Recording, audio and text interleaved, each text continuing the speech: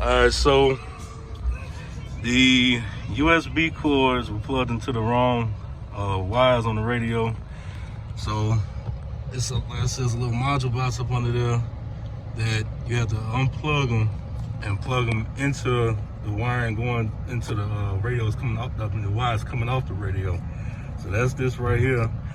And also found out that this wire, I'm guessing, is for the parking lights wire, but he hopped off of that wire. The previous installer hopped off that wire for the remote turn on when the radio itself already has a remote out.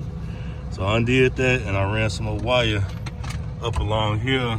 You can't even see the wires now, and I got to go into the back of the radio. So now the radio cuts on when the the amp cuts on when the radio cuts on now. So all that's fixed. And like I said, the backup camera, put it in reverse.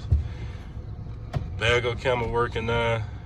Everything working like it should. These USB slots, the stock ones, these are working now with the radio. And that's it. So this could have been did the first time, but you know, that's the only way to doing it work. So it's done.